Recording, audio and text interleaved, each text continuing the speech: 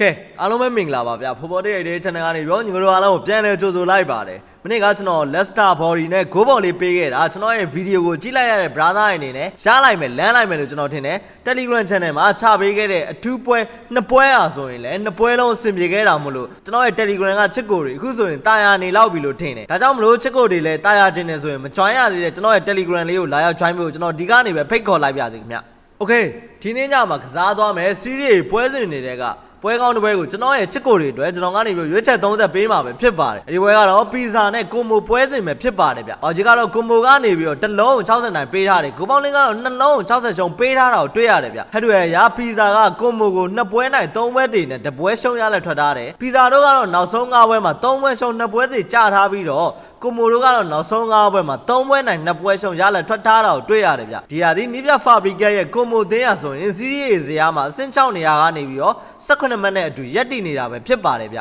ပြီးတော့ဒီဟာဒီမှာကွန်ဘိုသင်းနေနဲ့အဝေးကွင်းစမ်းဆောင်ရင်မညံ့တာကိုလည်းတွေ့ရတယ်ပီဇာသင်းကနောက်ဆုံး5ပွဲမှာ3ဂိုးသွင်းထားပြီးတော့9ဂိုးပေးထားရတယ်ကွန်ဘိုတို့ကတော့နောက်ဆုံး5ပွဲမှာ6ဂိုးသွင်းထားပြီးတော့9ဂိုးပေးထားတာကိုတွေ့ရတယ်ဗျသတိထားစရာတစ်ခုကပီဇာအိမ်ဝင်းမှာတော့ကွန်ဘိုတို့အနေနဲ့လုံးဝအနိုင်ရရှိထားခြင်းတော့မရှိသားသေးဘူးဒါပေမဲ့ဒီတစ်ချိန်မှာတော့အနိုင်ရနိုင်မလားဆိုတာကျွန်တော်ကတော့တစ်ချက်ကြည့်ရမယ်လို့ထင်တယ်ကျွန်တော်ကတော့ကွန်ဘိုအသင်းကိုယုံကြည်နေတယ်ဗျဒါကြောင့်မလို့ညီကိုတို့ကွန်ဘိုဘော်ဒီလေးပေးခြင်းတယ်ကိုပေါင်းလေးရဆိုတော့ဒီပွဲလေးကိုကျွန်တော်ဂိုးဘော်လေးကိုရွေးချက်ပေးလိုက်ပါတယ်ဗျဆုံးနေကြည့်သွားပေးတဲ့အတွက်ညီကိုတို့တယောက်ချင်းစီတိုင်းကိုကျေးဇူးတင်ပါတယ်ဒီပွဲကောင်းလေးမောင်နှက်လေးလည်းတင်ဆက်ပေးသွားမှာမလို့ကျွန်တော်ရဲ့ Telegram channel လေးကိုလည်း join ထားပေးကြပါဦးဗျ